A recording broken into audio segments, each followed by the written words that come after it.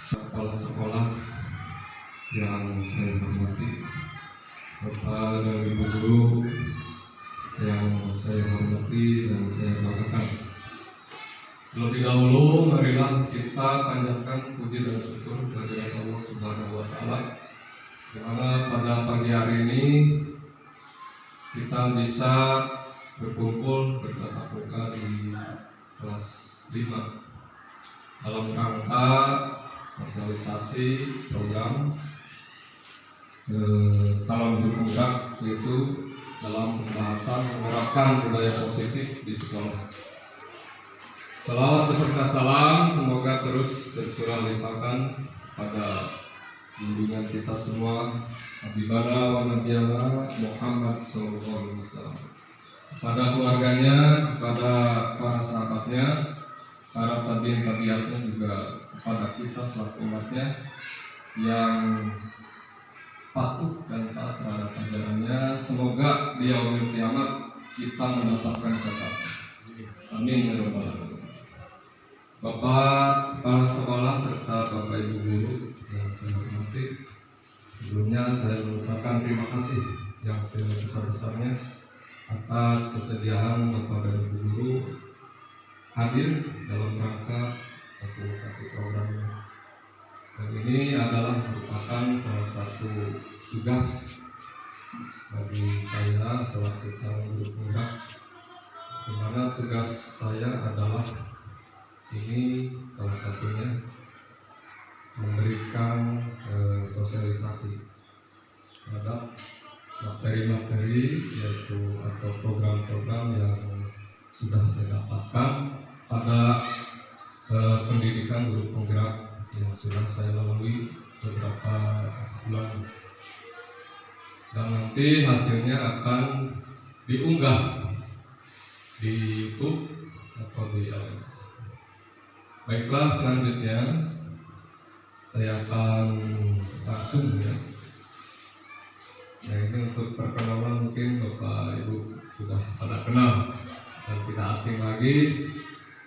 Dan sekarang saya sedang menempuh pendidikan guru penggerak angkatan 4, di mana saya di bawah fasilitator, di bawah bimbingan Bapak Dede Hermawan MPD, dan juga PP-nya Bapak Wahyu Purnomo MPD. Nah, Bapak Ibu guru, bagaimana kabarnya hari ini? Baik, alhamdulillah. Salam bahagia ya. Pada kesempatan ini kita harus selalu bahagia, dimana memang sekarang lagi dilanda pandemi, tetapi kebahagiaan jangan sampai surut ya. Selanjutnya ini kita akan ke pembahasan mengenai paradigma dunia pendidikan saat ini. Nah, ini adalah skema dari program yang atau yang sedang saya tempuh mengenai pendidikan guru penggerak ini, di mana ada beberapa elemen penting. Di antaranya adalah tentang elemen tersebut, yaitu filosofi pendidikan di Ajar Dewantara. Kemudian nilai dalam peran guru penggerak, kemudian visi guru penggerak, dan ini satu tujuan, yaitu untuk menghasilkan budaya positif di sekolah, dan hasil akhirnya adalah nanti terciptanya profil pelajar Pancasila. Selanjutnya ini mungkin Bapak dan Ibu guru tanya-tanya tentang nilai dan peran guru penggerak itu apa. Nah, ini nilai-nilai guru penggerak yang nanti harus dikuasai atau didapatkan bagi seorang guru penggerak, yaitu yang pertama adalah nilainya mandiri, kemudian efektif, kolaboratif, inovatif, berpihak kepada murid. Dan peran guru penggeraknya yaitu adalah satu, menjadi pemimpin di dalam pembelajaran, kemudian menggerakkan komunitas praktis, menjadi coach bagi guru lain, mendorong kolaborasi antar guru, memajukan kepemimpinan murid. Nah, ini nilai dan peran guru penggerak. Selanjutnya, visi guru penggerak yaitu mewujudkan generasi yang berkarakter sesuai profil pelajar Pancasila. Nah, apa sih profil pelajar Pancasila? Ya, yang sedang ini hangat, ya mungkin Bapak Ibu guru sudah sedikit banyaknya mungkin mendengar ya informasi ini. Profil pelajar Pancasila itu diantaranya adalah beriman, bertakwa kepada Tuhan Yang Maha Esa dan berakhlak mulia. Yang satu. Kemudian yang kedua, berkebinekaan global. Yang ketiga, bergotong royong. Yang keempat, kreatif. Kelima, bernalar kritis. Dan keenam adalah mandiri. Oke, selanjutnya. Nah, mungkin sebelum lanjut ke materi selanjutnya, kita akan sedikit membuka tentang filosofi pendidikan Dewantara. Di antaranya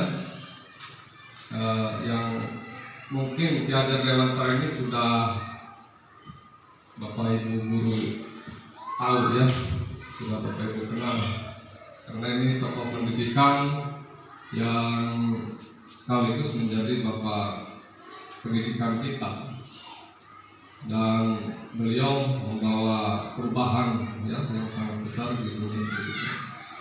Nah, di sini Ki Hajar Dewantara itu membedakan kata pendidikan dan pengajaran ya, dalam memahami arti dan tujuan pendidikan. Nah, jadi seringkali kita kan ini kurang mendalami ya tentang makna pendidikan dan pengajaran ini. Ternyata ini ada perbedaan. Pengajaran itu merupakan proses pendidikan dalam memberi ilmu atau berfaedah untuk kecakapan hidup anak secara lahir dan batin. Sedangkan pendidikan merupakan pemberian tuntunan terhadap segala kekuatan bergerak yang dimiliki anak agar ia mampu mencapai keselamatan dan kebahagiaan yang setinggi-tingginya baik seorang manusia maupun sebagai anggota masyarakat. Nah, jadi ini jelas di sini ada perbedaan. Kalau pengajaran itu proses pendidikan ya, yaitu dalam memberi ilmu ya atau kecakapan kepada anak secara lahir. Sedangkan kalau pendidikan itu pemberian tuntunan terhadap kekuatan kodrat yang dimiliki anak ya. Nah, jadi ini mungkin bersifat batiniah gitu. Ya, pendidikan akhlak ya, lebih ke dalam bimbingan akhlak gitu. Kalau menurut kami. Selanjutnya,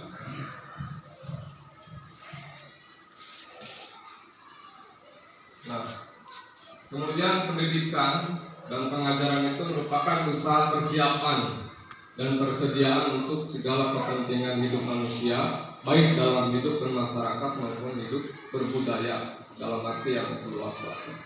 Itu menurut Ki Hajar Dewantara.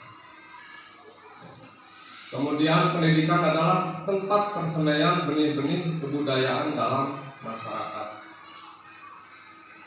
KHD atau Ki Hajar Dewantara itu memiliki keyakinan bahwa untuk menciptakan manusia Indonesia yang beradab, maka pendidikan menjadi salah satu kunci untuk mencapainya. Pendidikan menjadi ruang berlatih dan bertumbuhnya nilai-nilai kemanusiaan yang dapat diteruskan atau diwariskan. Nah, ini filosofi tentang pendidikan dari Bapak Ki Hajar Dewantara. Jadi pendidikan itu adalah merupakan tempat persemaian. Artinya kalau diibaratkan tanah atau lahan gitu ya, jadi tempat bersemainya benih-benih gitu ya, kebudayaan di dalam masyarakat. Selanjutnya, dasar-dasar pendidikan yaitu menuntun tumbuh atau hidupnya kekuatan kodrat yang ada pada anak-anak agar dapat memperbaiki lakunya, bukan dasarnya. Hidup dan tumbuhnya kekuatan kodrat anak. Ya. Kemudian yang kedua, dalam menentukan laku dan pertumbuhan kodrat anak, ada yang mengibaratkan peran pendidik seperti seorang petani dalam mengelola sebuah kebun. Ini dasar-dasar pendidikan gitu ya. Jadi menuntun tumbuh atau hidupnya kekuatan kodrat yang pada anak-anak. Nah, ini menjadi kekuatan, ya, kekuatan utama dari pendidikan itu. Memperbaiki lakunya, bukan dasarnya, gitu ya. Kalau dasarnya mungkin susah diperbaiki, tapi kalau lakunya masih bisa kita perbaiki.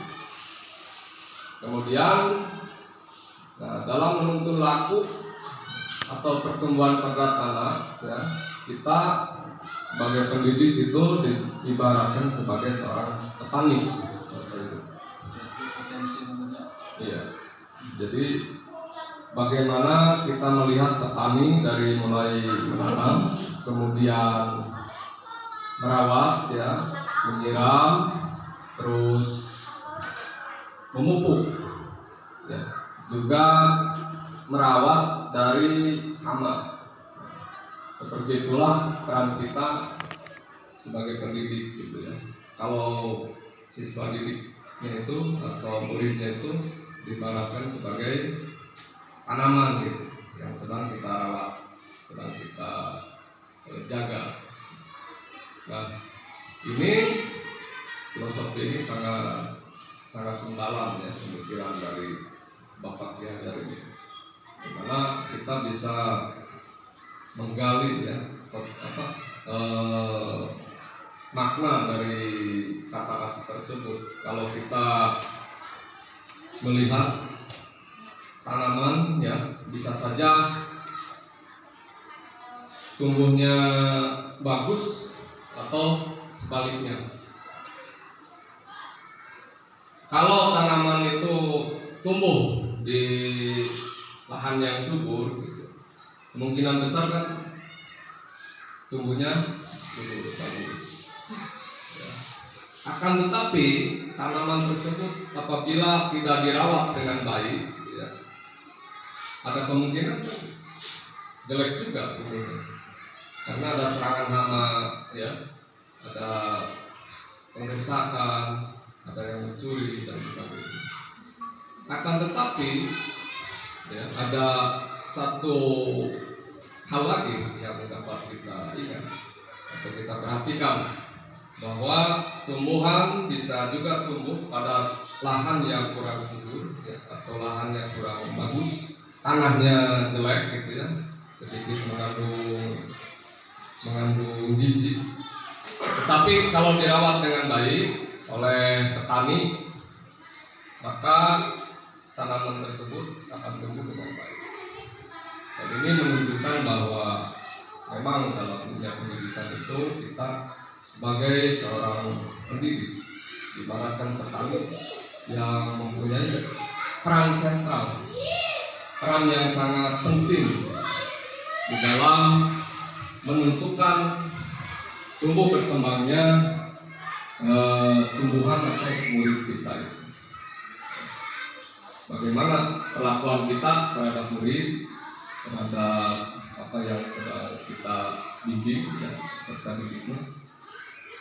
Kalau kita mungkin bersikap kurang perhatian, maka pertumbuhannya juga akan kurang maksimal atau sebaliknya. Nah, selanjutnya, ini pendidikan itu harus berorientasi kepada anak. Kemudian pendidikan dengan filosofi bermain yang bermakna merupakan aktivitas terpadu yang ada pada setiap tumbuh kembang anak. Selanjutnya pendidikan itu untuk menumbuh kembangkan budi pekerti. Nah, ini menurut Ki Hajar Dewantara. Nah, jadi pendidikan harus berorientasi kepada anak. Jadi segala sesuatu kita lihat bagaimana tumbuh kembang anak, gitu ya, bakat-bakat anak, potensi anak itu harus dilihat. Kemudian kebutuhan belajarnya bagaimana, mungkin harus diperhatikan. Karena kita di saat zaman sekarang mungkin berbeda ya. Kalau mungkin dengan gaya mengajar atau mendidik anak-anak pada zaman dahulu, yang lebih sekarang itu lebih membutuhkan perhatian. Dan kita sebagai pendidik itu harus menjadi hamba, ya, menghamba kepada siswa. Artinya kita siap melayani segala kebutuhan mereka, ya, segala kebutuhan murid kita. Kita perhatikan, ya, kita layani apa yang mereka butuh. Nah, ini kita harus selalu berpikiran ke sana. Selanjutnya diadakanlah gitu ya dalam pendidikan itu supaya tidak monoton, kita bawa dengan sedikit permainan gitu ya, supaya siswa itu gembira, kemudian hatinya riang, ceria gitu ya, supaya materi itu mudah, bisa diterima tanpa ada keterpaksaan, tetapi bisa diterima dengan sukacita. Kemudian pendidikan itu ya hendaknya itu menumbuhkan budi pekerti gitu ya. Apa yang kita ajarkan, apa yang kita berikan kepada siswa itu ada muatan, ya, apapun pelajarannya ada muatan untuk ke arah peningkatan budi pekerti. Itu menurut Bapak Pelajar Dewantara. Selanjutnya, nah, ini dalam pendidikan itu ya, terutama kaitannya dengan anak itu ada kodrat alam dan juga kodrat zaman. Kodrat alam itu berkaitan dengan sifat, bentuk, ya, lingkungan di mana anak berada. Sedangkan kodrat zaman berkaitan dengan isi dan irama. Ya. Nah, ini kita harus perhatikan juga bagaimana murid kita itu ya bisa dilihat gitu ya, bagaimana kodrat alam dan kodrat zamannya harus kita perhatikan. Ya. Kalau kodrat alam itu kan sifatnya bagaimana gitu ya, bentuknya bagaimana, kemudian lingkungan tempat tinggalnya bagaimana. Nah, ini ada kaitannya. Kemudian kalau kodrat zaman itu berkaitan dengan isi, ya, isinya bagaimana, kemudian iramanya bagaimana, isi dari pengetahuannya, gitu ya. Kemudian gerak-geriknya bagaimana. Ya, selanjutnya mengenai budi pekerti, ya, menurut Bapak Pelajar Dewantara itu budi pekerti atau watak atau karakter, ya, ini merupakan perpaduan antara gerak pikiran, perasaan, dan kehendak atau kemauan sehingga menimbulkan tenaga.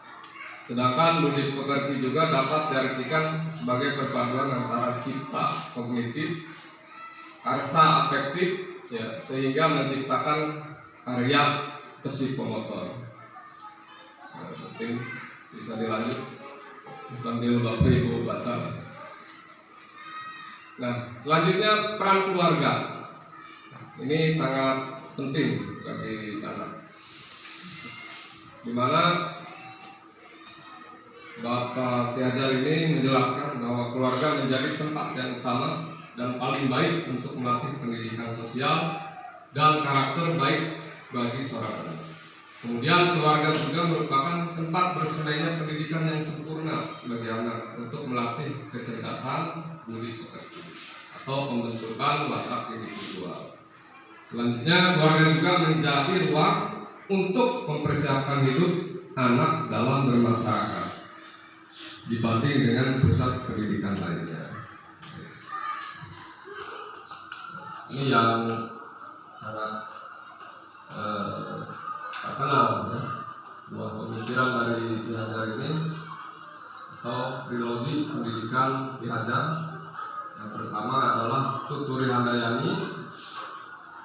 Dari belakang seorang guru harus bisa memberikan dorongan dan arahan. Kemudian Ing Madya Mangunkarsa, pada saat diantara peserta didik, guru harus menciptakan prakarsa dan ide. Selanjutnya Ingarsa Sung Tulada, itu berarti ketika guru berada di depan, seorang guru harus memberi teladan atau contoh dengan tindakan yang baik. Ini sudah Bapak Ibu pahami lah. Tapi ya kita harus ingat-ingat lagi ya. Nah, ini selanjutnya, materi selanjutnya tentang perubahan paradigma ya, di dalam pendidikan, yaitu ada stimulus respon lawan teori kontrol. Untuk membangun budaya yang positif ya, di sekolah itu perlu menyediakan lingkungan yang positif, aman dan nyaman, agar murid-murid itu mampu berpikir, bertindak dan mencipta dengan diri dan bertanggung jawab. Salah satu strategi yang perlu ditinjau adalah bentuk disiplin yang dijalankan selama ini di sekolah-sekolah kita. Tadinya disiplin itu dikaitkan dengan kontrol, dalam hal ini kontrol guru dalam menghadapi murid. Baik, dilanjut. Ini mengenai teori ini, ada teori dari Bapak Dr. William Glasser dalam kontrol teori. Ini meluruskan beberapa miskonsepsi tentang kontrol gitu ya. Ini ada ilusi guru mengontrol murid ya. Teori kontrol menyatakan bahwa semua perilaku memiliki tujuan, bahkan terhadap perilaku yang tidak disukai. Kemudian ilusi bahwa semua pengetahuan positif efektif dan bermanfaat. Dalam jangka waktu tertentu kemungkinan murid tersebut akan menyadarinya dan menolak rujukan kita. Atau bisa jadi murid tersebut tergantung pada pendapat sang guru untuk berusaha. Kemudian ilusi bahwa kritik dan membuat orang merasa bersalah dapat menguatkan karakter. Oke, selanjutnya bahwa ilusi orang dewasa memiliki hak untuk memaksa. Nah, ini ada beberapa miskonsepsi tentang kontrol ini. Baik, selanjutnya ini ada stimulus respon lawan teori kontrol ya. Pandangan tentang dunia. Ada realitas kebutuhan kita semua ya, stimulus responnya. Kemudian teori kontrolnya, realitas kebutuhan kita berbeda. Nah, ini dalam pandangan teori kontrol ya. Ini ada perbedaan stimulus respon dan teori kontrol. Kemudian stimulus respon, semua orang melihat hal yang sama, tapi setiap orang memiliki gambaran berbeda. Kita mencoba mengubah orang agar berpandangan sama dengan kita ya. Dari kontrolnya kita berusaha memahami pandangan orang lain tentang dunia. Perilaku buruk dilihat sebagai suatu kesalahan. Semua perilaku memiliki tujuan dari kontrol. Kemudian orang lain bisa mengontrol saya. Hanya Anda yang bisa mengontrol diri Anda. Saya bisa mengontrol orang lain. Anda tidak bisa mengontrol orang lain. Pemaksaan ada pada saat rujukan gagal. Kolaborasi dan konsensus menciptakan pilihan-pilihan baru. Model berpikir menang atau kalah. Model berpikir menang. Nah, ini tentang stimulus respon lawan teori kontrol. Ada perbedaan ya.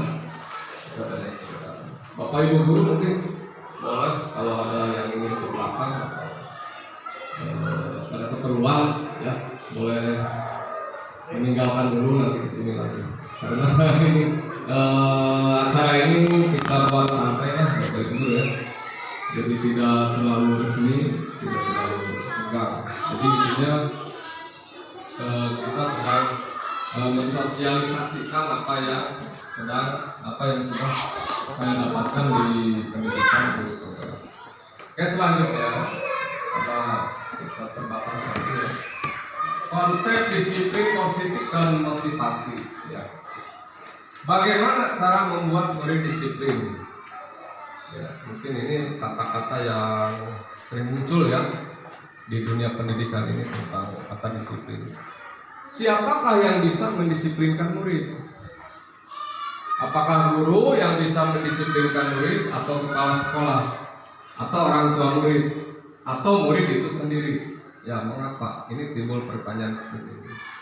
Nah, kebanyakan guru itu tertarik dengan topik pembahasan tentang disiplin. Ya, karena mereka berpendapat kalau saja anak-anak itu disiplin, pasti mereka akan bisa belajar. Ya.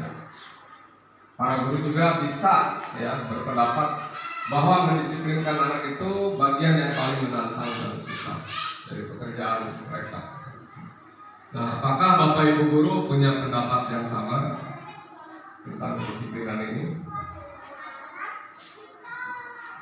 Ya, bahwa mendisiplinkan siswa itu adalah sebuah tantangan. Ya, mungkin ada pendapat dari Bapak kepala sekolah mungkin Pak. Bagaimana Pak?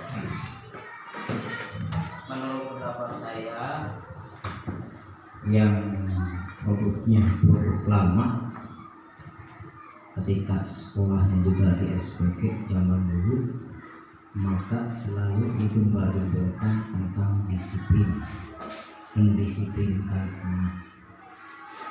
Di samping mendisiplinkan anak juga dipelajari bagaimana memotivasi anak untuk belajar. Oleh karena itu kedua-duanya diperlukan, antara mendisiplinkan anak dan memberikan motivasi kepada anak untuk belajar.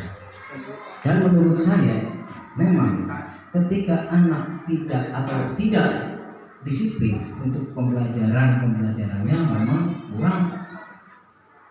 kurang boleh dikatakan kurang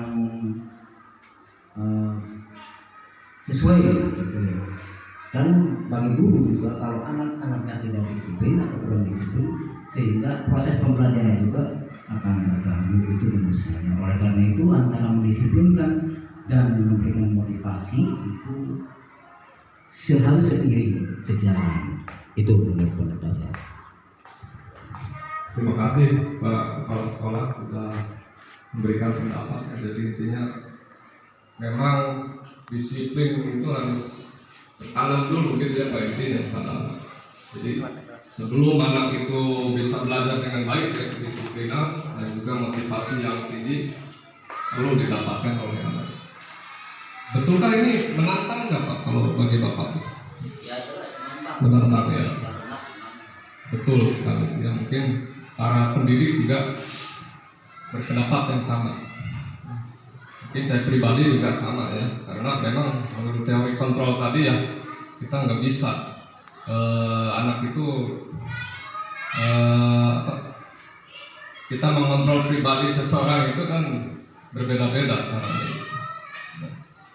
Kita mencoba mengubah orang lain gitu kan, intinya Pak tadi Pak, agar berpandangan sama dengan kita, tetapi kita berusaha memahami pandangan orang lain tentang dunia gitu ya. Jadi pandangannya dulu kita mungkin akan pengaruhi dulu ya Pak. Prinsip anak disiplinnya itu bagaimana? Motivasi. Ya, dengan motivasi. Bukan pandangan dia itu kita masuk ke dalam dunianya gitu. Oke, selanjutnya. Nah, ini makna kata disiplin itu apa? Ya, kita sering kali mendengar kata disiplin, tetapi apa ya?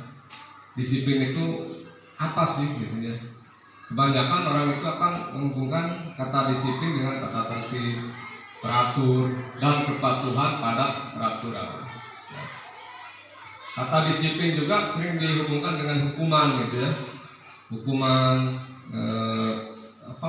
kepada anak yang melanggar gitu ya. Karena belajar tentang disiplin positif tidak harus dengan memberi hukuman sebetulnya. Ya, justru itu adalah salah satu alternatif terakhir. Dan kalau perlu tidak digunakan sama sekali gitu. Sebetulnya seperti itu. Ki Hajar Dewantara itu menyatakan bahwa di mana ada kemerdekaan, disitulah harus ada disiplin yang kuat. Sungguh pun disiplin itu bersifat self-disiplin, yaitu kita sendiri yang mewajibkan dengan sekeras-kerasnya. Tetapi itu sama saja. Sebab jikalau kita tidak cakap melakukan self-disiplin, wajiblah penguasa lain mendisiplinkan diri kita. Dan peraturan demikian itu harus ada di dalam suasana yang merdeka. Ini tentang kedisiplinan gitu ya. Di mana ada kemerdekaan, disitulah harus ada disiplin yang kuat. Kalau menurut Bapak Ki Hajar Dewantara. Oke, selanjutnya motivasi perilaku manusia yang menurut Dian Eagleson ada dalam buku Restructuring School Discipline, menyatakan ada 3 alasan motivasi perilaku manusia. Yang pertama adalah untuk menghindari ketidaknyamanan atau hukuman. Kemudian yang kedua untuk mendapatkan imbalan atau penghargaan dari orang lain. Kemudian yang ketiga untuk menjadi orang yang mereka inginkan dan menghargai diri sendiri dengan nilai-nilai yang mereka percaya. Ini jadi kita juga harus melihat ya, motivasi ini murid kita itu bisa saja mereka patuh itu untuk menghindari ketidaknyamanan atau hukuman. Kemudian untuk mendapatkan imbalan, mendapatkan nilai yang bagus gitu. Dan yang ketiga untuk menjadi orang yang ingin dan menghargai diri sendiri dengan nilai-nilai yang mereka percaya. Nah, ini motivasi yang ketiga, ini mungkin yang paling bagus. Selanjutnya, next. Nah, sebelumnya Pak, kita mungkin sering ya memberikan hukuman kepada siswa atau memberikan teguran karena melanggar ya, yang kita anggap mungkin melanggar peraturan-peraturan di sekolah. Tapi kadang-kala peraturan-peraturan itu sendiri tidak begitu jelas ya, atau tertulis gitu ya, atau juga jarang disosialisasikan ya, sehingga anak pas melanggar itu dia tidak tahu melanggar rambu-rambu yang mana. Nah, untuk itu sebaiknya kita membuat keyakinan kelas dulu ya. Setiap tindakan atau perilaku yang kita lakukan di dalam kelas dapat menentukan terciptanya sebuah lingkungan positif ya. Perilaku warga kelas tersebut menjadi sebuah kebiasaan yang akhirnya membentuk sebuah budaya positif. Untuk terbentuknya budaya positif, pertama-tama perlu diciptakan dan disepakati keyakinan-keyakinan atau prinsip dasar bersama di antara para warga kelas. Ya, mengapa keyakinan kelas? Mengapa tidak peraturan kelas saja? Baik, selanjutnya Pak. Nah, ini pembentukan keyakinan kelas itu ya, karena keyakinan kelas itu bersifat lebih abstrak daripada peraturan yang lebih rinci dan konkret. Lebih menjelimet kalau peraturan ya. Kemudian keyakinan kelas berupa pernyataan-pernyataan universal. Pernyataan keyakinan kelas senantiasa dibuat dalam bentuk positif. Keyakinan kelas sebenarnya tidak terlalu banyak sehingga mudah diingat dan dipahami oleh semua warga kelas. Terus keyakinan kelas sebaiknya sesuatu yang dapat diterapkan di lingkungan tersebut. Semua warga kelas hendaknya ikut berkontribusi dalam pembuatan keyakinan kelas lewat kegiatan curah pendapat. Bersedia meninjau kembali keyakinan kelas dari waktu ke waktu. Ya, selanjutnya Nah, mengenai keyakinan kelas itu sendiri, ya kita kalau di kelas dibuat ya, disepakati dulu dengan siswa. Misalnya anak-anak di dalam kelas ya, ketika belajar itu pakai sepatu yang atau hari apa, sepatunya warna hitam. Kemudian di dalam kelas tidak boleh mengobrol gitu ya, tidak boleh membawa makanan di dalam kelas. Nah, ini semuanya bisa disepakati dengan keyakinan kelas. Oke, selanjutnya Pak. Nah, ini kebutuhan dasar manusia. Mungkin bisa dilihat saja Bapak Ibu. Yang pertama adalah belonging, ya, kasih sayang. Kemudian power adalah kekuatan ya, kebutuhan itu. Yang ketiga freedom, kebebasan. Yang keempat fun, kebahagiaan, keceriaan. Dan yang terakhir adalah survival, kebutuhan untuk bertahan hidup. Ini 5 kebutuhan dasar manusia. Nah, ini mutlak ya, kita butuhkan ya. Oke, selanjutnya ini sudah ya, lanjut Pak. Belum ya? Belum. Nah, ini ada 5 posisi kontrol ya. Dalam bukunya Gianni Gosen itu pada tahun 1998 mengungkapkan bahwa guru perlu meninjau kembali penerapan disiplin di dalam ruang-ruang kelas kita selama ini. Apakah telah efektif? Apakah berpusat memerdekakan dan memandirikan murid? Ya, bagaimana dan mengapa gitu ya? Apakah ini sudah belum ya, ini di kelas kita itu seperti itu, memerdekakan murid, kemudian berpusat pada murid gitu ya. Apakah mungkin masih gaya lama gitu ya, metode lama, masih menggunakan metode-metode yang konvensional ya, kemudian pembelajaran masih berpusat kepada guru. Nah, melalui serangkaian riset dan bersandar pada teori kontrol Dr. William Glasser, dosen berkesimpulan ada 5 posisi kontrol yang diterapkan seorang guru, orang tua ataupun atasan dalam melakukan kontrol. Kelima posisi kontrol tersebut adalah, yang pertama adalah penghukum, kemudian membuat orang merasa bersalah, kemudian sebagai teman, sebagai monitor atau pemantau, dan yang terakhir sebagai manajer. Ini adalah 5 posisi kontrol menurut Dr. William Glasser ya, yang disimpulkan oleh dosen. Apakah dia guru itu sebagai penghukum, membuat orang merasa bersalah, sebagai teman atau pemantau, atau sebagai manajer? Oke, selanjutnya sebagai penghukum, bagaimana ini ya? Kita mungkin bisa saja ya masuk ke dalam kategori yang ini.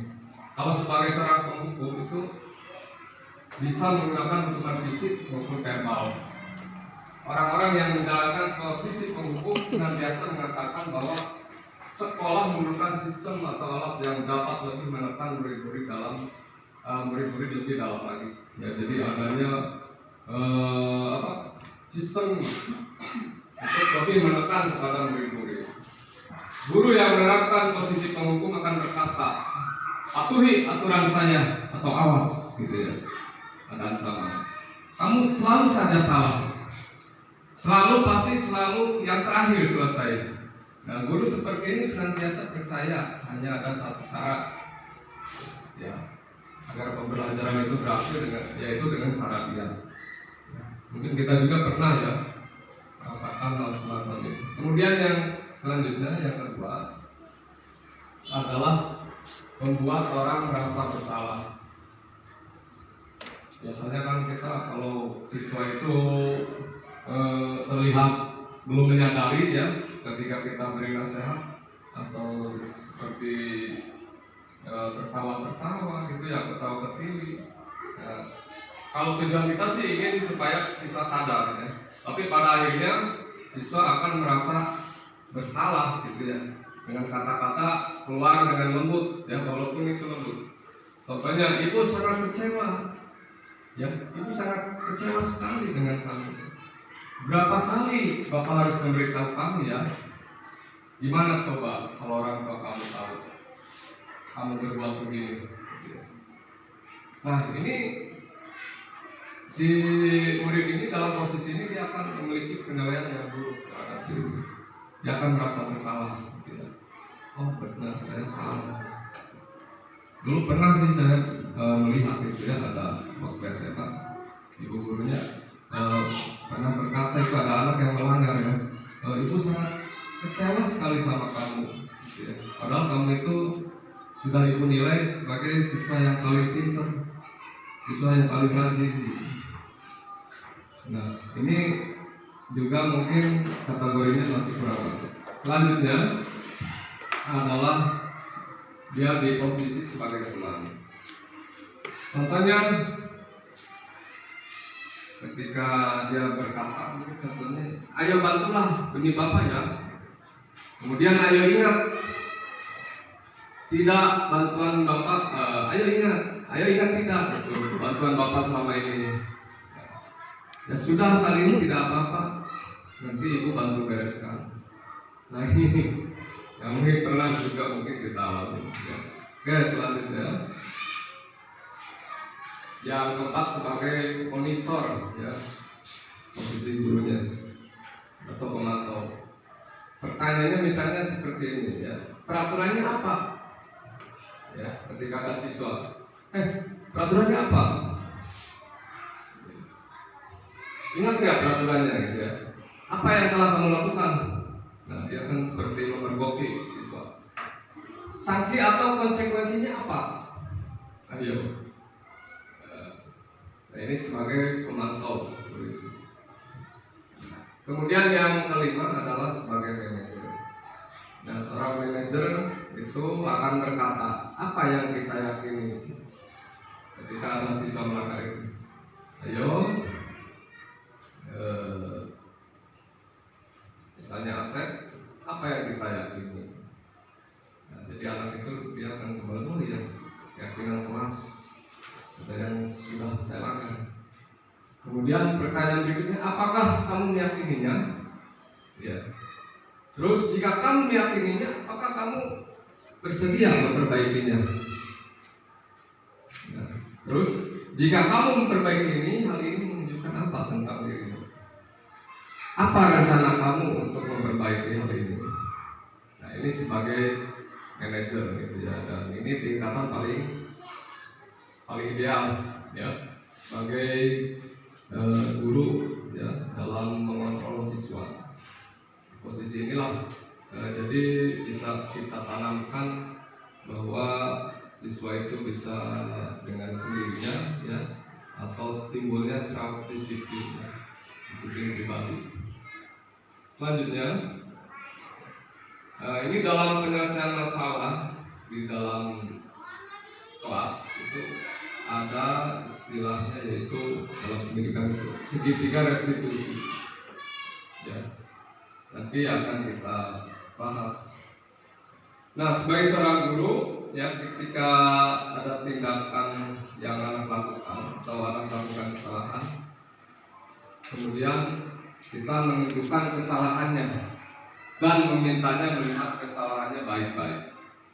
Kemudian Anda mengatakan, kamu seharusnya tahu bagaimana kamu seharusnya bertindak. Kemudian Anda mengingatkan murid Anda akan kesalahan yang sama di waktu sebelumnya. Dan Anda akan bertanya padanya, kenapa kamu melakukan sesuatu yang seharusnya tidak kamu lakukan. Nah, Anda akan mengkritik dia dan mendiamkannya ya, atau bagaimana? Kalau Anda melakukan tindakan tersebut, mungkin Anda akan membuat murid Anda merasa menjadi anak yang gagal. Ya, pertanyaan sekarang, bagaimana kita sebaiknya ya merespon siswa kita atau murid kita apabila melakukan kesalahan? Baik, Bapak Ibu Guru, mungkin Pegel ya. Terima kasih sudah meluangkan waktu untuk saya dalam menyampaikan materinya. Ini tahapan segitiga restitusinya. Yang pertama itu menstabilkan identitas dulu ya. Karena setiap orang itu pasti pernah melakukan kesalahan. Kita tegur ya dengan kata-kata. Kamu bukan satu-satunya yang pernah melakukan ini. Jadi dibuat ini dulu lah ya, supaya siswa itu nggak kaget. Karena mungkin setiap orang itu kan pasti melakukan kesalahan. Kemudian selanjutnya adalah belum Pak, yang tadi segitiganya. Kemudian validasi tindakan yang salah. Kamu tentu punya alasan mengapa melakukan ini. Ya ditanya alasannya kenapa. Kemudian ditanya lagi, adakah cara yang lebih efektif untuk mendapatkan apa yang kamu butuhkan? Nah, ini kita validasi tindakan yang salahnya. Kemudian yang terakhir menanyakan keyakinan. Nah, keyakinan kelas apa yang telah kita sepakati? Ya. Kamu ingin menjadi orang yang seperti apa? Gitu ya. Kamu ingin menjadi orang yang seperti apa? Gitu. Nah, ini ditanyakan lagi tentang bagaimana keyakinan kelasnya. Nah, misalnya ada siswa yang melanggar gitu ya, melanggar peraturan sekolah. Nah, jadi dibuat dengan penyelesaian segitiga restitusi. Selanjutnya, nah ini tahapannya, menstabilkan identitas ya, stabilis the identity. Nah ini serangkaian pertanyaannya. Berbuat salah itu tidak apa-apa. Tidak ada manusia yang sempurna ya. Saya juga pernah melakukan kesalahan seperti itu. Kemudian kita bisa menyelesaikan itu. Bapak Ibu tidak tertarik mencari siapa yang salah, tapi Bapak Ibu ingin mencari solusi dari permasalahan ini. Kamu berhak merasa begitu. Apakah kamu sedang menjadi teman yang baik buat dirimu sendiri? Nah ini yang pertama. Kemudian yang kedua, validasi tindakan yang salah, validate the misbehavior ya. Padahal kamu bisa melakukan yang lebih buruk dari ini ya. Kamu pasti punya alasan mengapa melakukan hal itu. Kamu patut bangga pada dirimu sendiri karena kamu telah melindungi sesuatu yang penting. Kamu boleh mempertahankan sikap itu, tapi kamu harus menambahkan sikap yang baru. Selanjutnya, segitiga restitusi yang terakhir adalah menanyakan keyakinan atau seek the belief. Apa yang kita percaya sebagai kelas atau keluarga?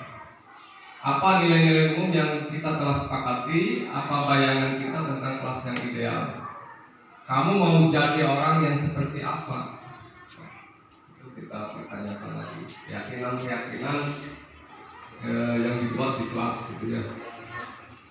Dengan penyelesaian ini pasti insya Allah kita bisa menyelesaikan permasalahan dengan ya, siswa atau murid kita ya tanpa menjadi apa, kalau tadi posisi kontrol itu ya kita di posisi kontrol sebagai manajer gitu ya, bukan penghukum, bukan seorang pembuat merasa bersalah gitu ya, atau sebagai teman dan juga sebagai monitor gitu ya, pemantau.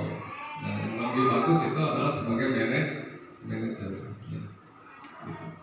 Oke, selanjutnya ini adalah tentang aksi nyata. Karena dalam pendidikan ini dibutuhkan ya program PGP ini aksi-aksi nyata yang nanti finishingnya itu adalah di profil pelajar Pancasila gitu ya. Yang lagi saya menjadi tujuan saya gitu ya, maksudnya misinya adalah Ya, ini mewujudkan profil Pancasila gotong royong. Nah ini senjata yang dibuat dengan siswa, yaitu membuat kesepakatan kelas. Selanjutnya, nah ini masih proses catering kelas. Ini dibuat budaya positif makan siang bersama di sekolah. Kemudian kasih sholat duha bersama-sama di kelas. Ya. Ini masih sholat duha. Dan ini membaca bersama. Di samping membaca yasinan ya dengan Pak Ustaz. Kemudian membersihkan lingkungan yang telah dilaksanakan, yaitu membersihkan perpustakaan ya, tetapi belum 100% karena masih banyak kendala yang harus dibereskan ya. Nah, ini kenapa hal-hal ini dari awal makan ya, kemudian sholat, kemudian mengaji, dan juga membersihkan lingkungan, karena dalam gotong royong kan ada prinsip yang paling utama adalah kita melakukannya bersama-sama. Itu dulu mungkin yang akan saya pupuk ya Bapak dan Ibu. Baik, mungkin ini sudah hampir 1 jam lebih ya saya menyampaikan sosialisasi ini. Saya mengucapkan banyak terima kasih kepada Bapak dan Ibu, khususnya Bapak Kepala Sekolah, memberikan waktu yang cukup ya, dan juga support mengenai program PGP yang sedang saya tempuh. Dan mudah-mudahan ketika nanti saya bisa menjadi guru penggerak, bisa bertugas, bisa melaksanakan tugas tersebut dengan baik gitu ya. Mohon doanya Bapak dan Ibu. Mungkin ada masukan dari Bapak Ibu. Sudah cukup? Cukup, Pak Ustaz. Oke. Terima kasih. Sekali lagi saya ucapkan kepada Bapak Kepala Sekolah, Bapak dan Ibu Guru. Kurang lebihnya saya mohon maaf. Wabillahi taufiq wal hidayah. Wassalamualaikum warahmatullahi wabarakatuh.